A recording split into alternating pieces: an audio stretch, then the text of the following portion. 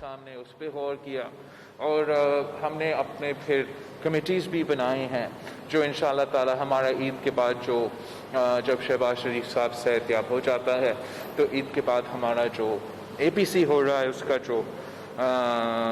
اس پہ جو کام ہے وہ اب سے شروع ہو گیا ہے، اور اپنے جماعتوں کی طرف ہر جماعت کی طرف کے جو نمائندے ہیں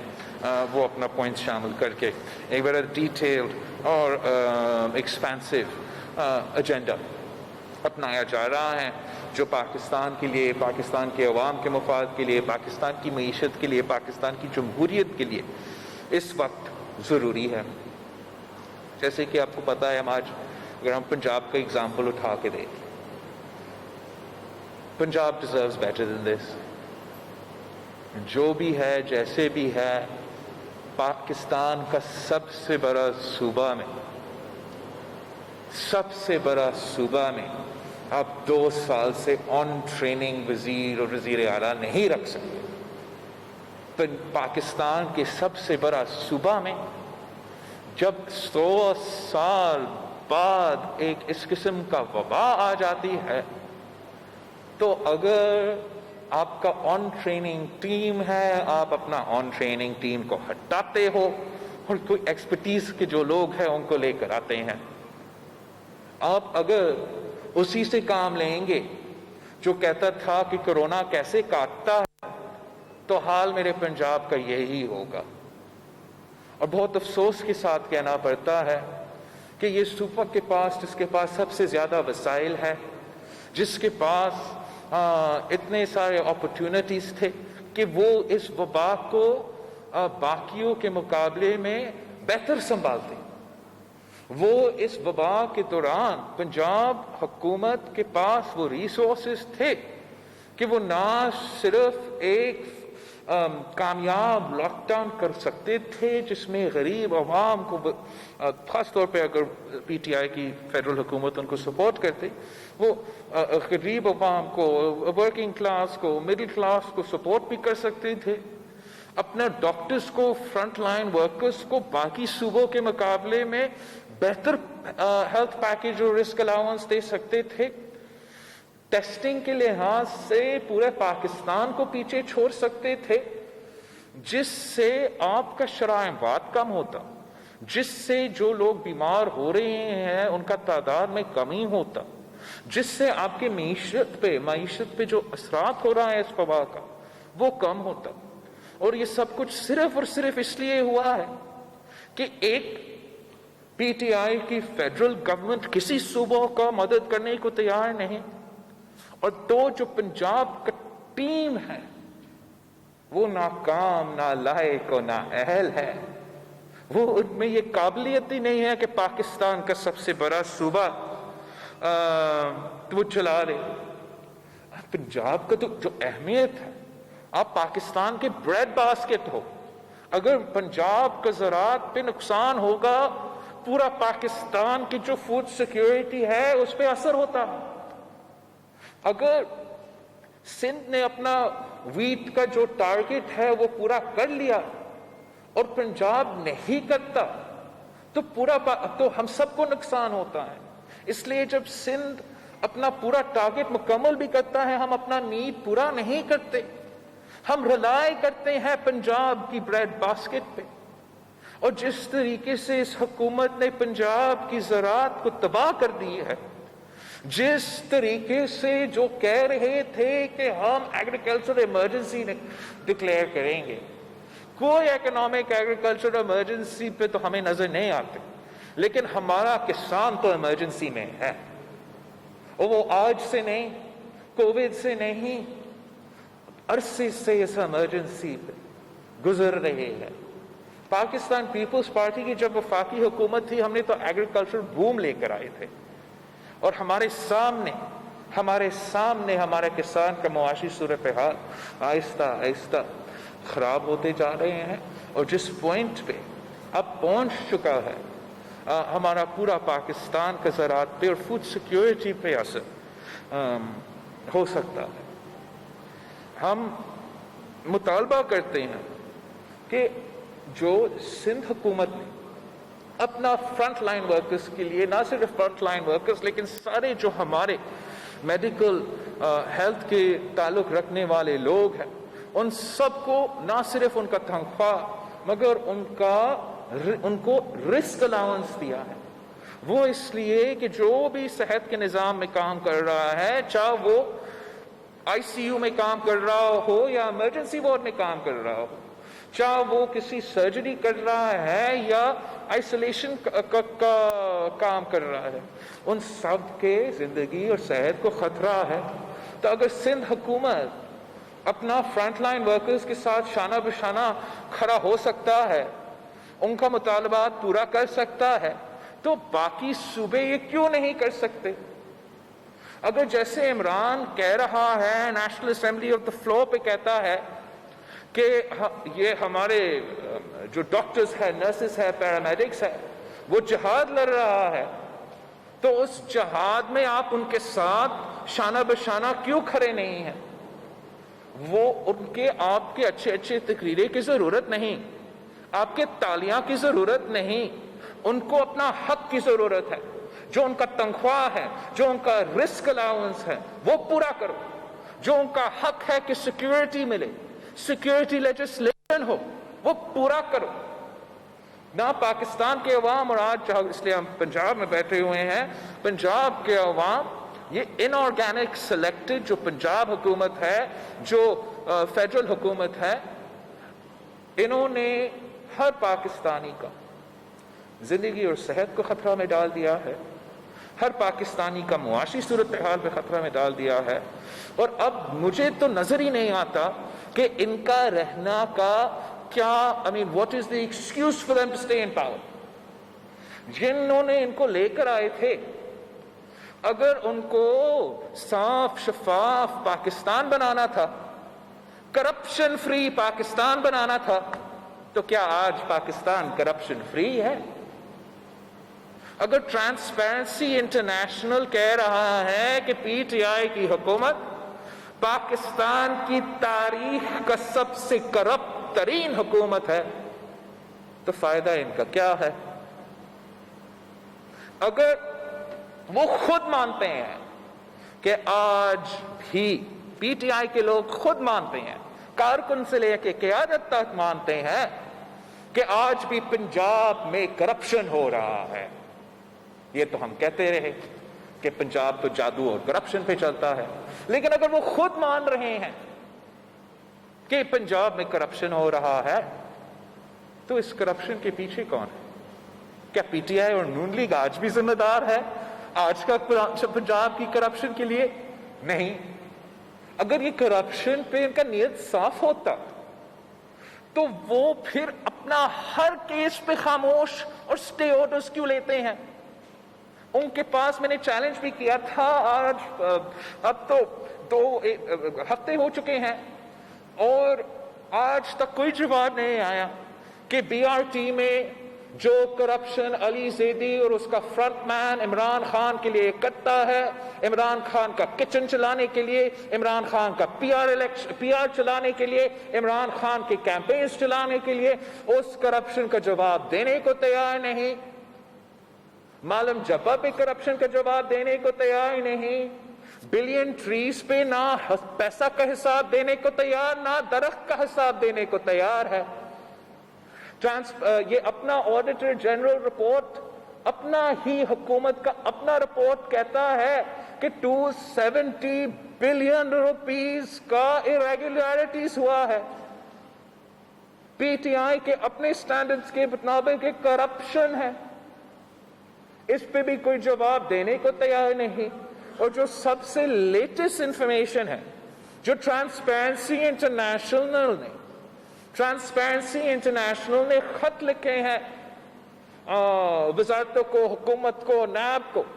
کہ یہ جو پوسٹ آفس کا وزارت ہے وہاں 118 بلین روپیز کا کرپشن ہوا ہے۔ ان سارے وزارتیں جس پہ کرپشن کے الزامات لگے ہیں، پی ٹی آئی کے اپنے سٹینڈرڈز کے مطابق ان وزیروں کو ہٹنا چاہیے، عہدہ سے نکالنا چاہیے جب تک فیئر اینڈ فری انویسٹیگیشن نہ ہو۔ आटा में करप्शन, चीनी में करप्शन, तेल में करप्शन, पेट्रोल प्राइसेस में करप्शन, आपका ओवरनाइट जिस तरीके से इन प्राइसेस में उस दिन इजाफा हुआ था, आप हर पाकिस्तानी की जेब पे डाका डाला गया था और हर पेट्रोल और तेल जो बिग ऑयल कंपनीज है उन्होंने अरबों रुपए कमाए थे एक नोटिफिकेशन के थ्रू। आज तक उसको जवाब देने को तैयार नहीं है। हम तो कहते थे कि नैब पॉलिटिकल इंजीनियरिंग के लिए इस्तेमाल किया जाता है, कि नैब सिर्फ मुखालफीन के खिलाफ इस्तेमाल किए जाते हैं, लेकिन अब सुप्रीम कोर्ट ऑफ पाकिस्तान भी ये बात कह रही है। अब सुप्रीम कोर्ट ऑफ पाकिस्तान ने भी अपना ऑर्डर में जो नैब के बारे में सुनाया है, ये नैब का इस ऑर्डर में जो एहतसाब नैब का हो रहा है, हमारा एस्टैब्लिशमेंट का हो रहा है, हमारा कठपुतली सियासी जमातों का हो रहा है। अब नैब को रहना का कोई जहाज नहीं बनता। नैब का चेयरमैन जो खुद एक जमाने में जज था, अगर उसमें कोई शर्म है, अगर उसमें कोई हया है, अगर उसने ये ऑर्डर पढ़ा है तो इस्तीफा दो, घर चले जाओ, बंद करो नैब को, ताले लगा दे इस गैर आईनी गैर जमहूरी इदारा का। जो हमारा सुप्रीम कोर्ट कहता है, जो हमारा सुप्रीम कोर्ट कहता है इसलिए बनाया गया और इसलिए और आज तक इस पे काम कर रहा है कि अपना, and I'm quoting now from the judgment of the Supreme Court of Pakistan, justice बाकर का अपना जजमेंट है कि नैब अपोनेंट्स के खिलाफ इस्तेमाल किया जाता है और to beat opponents into submission, subjugation and compliance or removal from the electoral scene at least temporarily. The laws were successfully employed as tools to change political loyalties, for splintering, fracturing political parties. Pygmies were selected, nurtured, promoted, and brought to prominence and power. People with notorious backgrounds and criminal credentials were thrust to rule in various capacities with predictable results. Similarly, those who caused death, destruction, and mayhem in our society were trained, financed, protected, promoted, and eulogized, thus turning them into Frankensteins. Meanwhile, corruption, misconduct, and malpractice in government kept growing at exponential rates and became all prevailing. None of the state institutions whatsoever remained free from this morass. अब इस किस्म के judgement के बाद आप मुझे बताएं, क्या इज इट कॉन्स्टिट्यूशनल कि ये इदारा रहे, इस सूरत में रहे? जो पाकिस्तान पीपल्स पार्टी का आज का नहीं, शहीद बीबी की पूरी जिंदगी की जो मौकिफ था, जो मेरा हमेशा का मौकिफ रहा है कि ये काला कानून है, ये आमिर का बनाया हुआ कानून है, ये पॉलिटिकल इंजीनियरिंग के लिए इस्तेमाल किया जाता है, क्या ये आज दुरुस्त साबित नहीं हुआ है? और अगर ये दुरुस्त साबित हुआ है, अगर the highest court in the land has now on judicial record put these things forward, तो हम यहां इसको नहीं छोड़ सकते। पार्लियामेंट को फौरन एक्ट करना चाहिए, ये जमहूरी पार्टीज को फौरन एक्ट करना चाहिए। एक पहले कदम हम दे सकते हैं मशवरा, लेकिन ये गलत तरीके से एक्सप्लॉइट किया जा रहा है और नहीं होना चाहिए।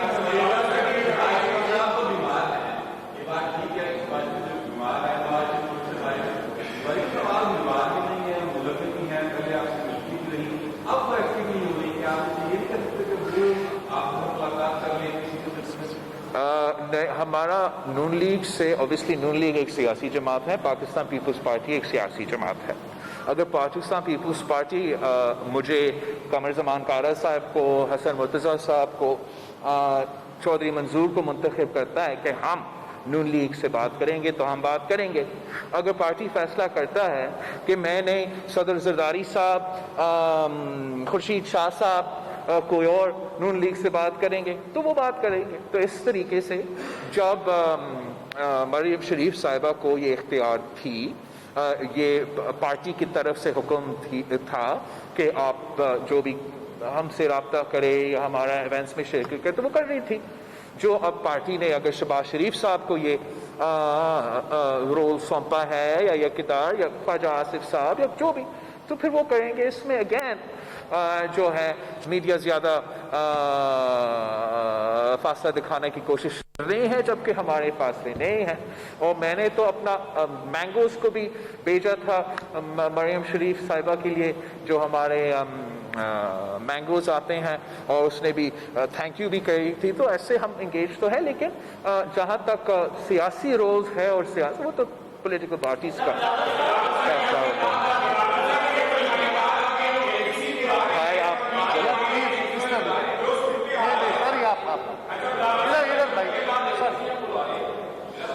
آپ کی آواز بہت اونچی ہے لیکن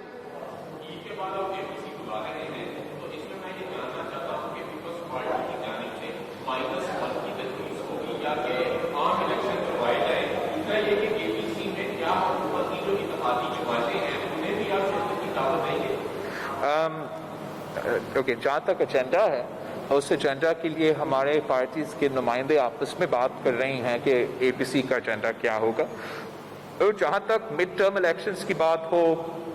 یا پارلیمنٹ میں نیا حکومت بنانے کی بات ہو، تو Pakistan Peoples Party is open to both options. We are just waiting کہ اے پی سی ہو، اس پہ ہم مشورہ کریں، اور وہاں جو بھی ساری سیاسی جماعتوں کا رائے ہوگا وہ چلے گا. جہاں تک -1 کی بات ہے، تو پاکستان پیپلز پارٹی کبھی بھی اس کا نہ حمایت کرتی ہے نہ کرے گی. ہم نے کبھی اس ایشو کو نہیں چھیڑا. یہ خود وزیر اعظم نے کہا نیشنل اسمبلی فلور پہ کہ -1 کی بات جو ہوا وہ وزیر اعظم کی منہ سے ہوا، تو اس کو پتا ہوگا. -1 تو اپوزیشن کی طرف صرف نہیں ہوتا ہے، اگر ان کا الائز ان سے ہٹ جاتا ہے تو مائنس وہ خود ہو گیا. اور ہمارا جو شروع دن سے مطالبات ہے، جو کمپلینٹ ہے الیکشن سے لے کے آج تک، کہ سیاسی جماعتوں کو ایکول پلینگ فیلڈ نہیں دی جا رہی، اور الیکشنز میں نون لیگ اور پیپلز پارٹی کو ایکول پلینگ فیلڈ نہیں دی گئی. اور افسوس کے ساتھ آج تک وہ ایکول پلینگ فیلڈ نہیں دی جا رہی. زبردستی یہ اتحادی اس ٹانگے مانگے کے حکومت فیڈرل میں اور پنجاب میں زبردستی بانٹے گئے ہیں. تو ایکول پلینگ فیلڈ سارے جماعتوں کو ملنا چاہیے، جمہوریت پہ بھروسہ ہونا چاہیے. اور اگر ایکول پلینگ فیلڈ کے تحت آرگینکلی جو ہے اس الیکشن کے بعد پنجاب میں اور فیڈرل گورنمنٹ میں پارٹیاں آزادی کے ساتھ اپنا حکومتیں بنا سکتے تھے یا یہ سلسلہ کر سکتا تھا، تو دونوں جگہ حکومت کی جو فارمولیشن ہوتا وہ کچھ ڈفرنٹ ہوتا. تو میں سمجھتا ہوں کہ اگر پارٹیز کو ایکول پلینگ فیلڈ ملتی ہے، اگر سیاسی جماعتیں یا حکومت کے بیچارے مجبور اتحادیوں کو آزادی ملتی ہے، تو پھر آپ کو ایک جمہوری عوامی پارلیمانی حکومت فیڈرل میں اور پنجاب میں نظر آئے گا. اگر اس ڈٹھائی کے ساتھ ہم اس ناکام نالائق سلیکٹڈ کٹ پتلی کو چلاتے رہیں گے، اگر ہم اس ضد پہ رہیں گے کہ اس بندہ جس کا قسمت میں نہیں تھا، جس نے ہونا ہی نہیں تھا، جس نے وزیر اعظم بننا ہی نہیں تھا، اس کو ہم چلاتے رہیں گے، پاکستان کو تاریخ میں سب سے زیادہ معیشت کو نقصان ہو تو ہمیں کوئی پرواہ نہیں، پاکستان کی جمہوریت کو جو نقصان ہو ہمیں کوئی پرواہ نہیں، پاکستان کی جوڈیشری پہ نقصان ہو ہمیں کوئی پرواہ نہیں، پاکستان کے کسان، پاکستان کے مزدور، پاکستان کے طلبہ، پاکستان کے صحافی، ان پہ جتنا نقصان ہے ہمیں کوئی پرواہ نہیں. تو اس کا نقصان جو پاکستان پہ ہوگا وہ ناقابل برداشت ہوگا، نہ سیاسی جماعتوں کے قابو میں رہے گا، نہ سلیکٹرز کے قابو میں رہے گا۔ تو اس لیے پاکستان پیپلز پارٹی ہر فورم پہ آپ کے سامنے، اے پی سی میں، عوام کے سامنے یہ مطالبہ رکھتی ہے کہ جمہوریت کو موقع دو، ایکول پلینگ فیلڈ دو، دیکھے ہم ان سارے کے سارے کے مسائل کو کیسے مینیج کر دیتے۔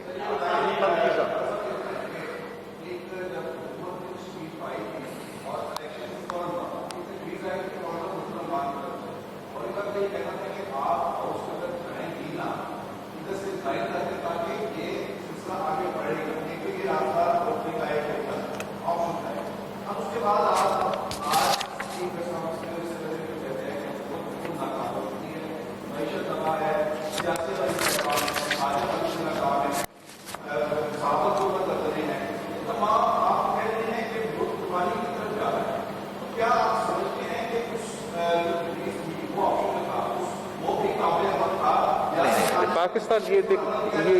یہ جو تجویز ہے چاہے کہ پارلیمنٹ کا حصہ ہی نہ ہو،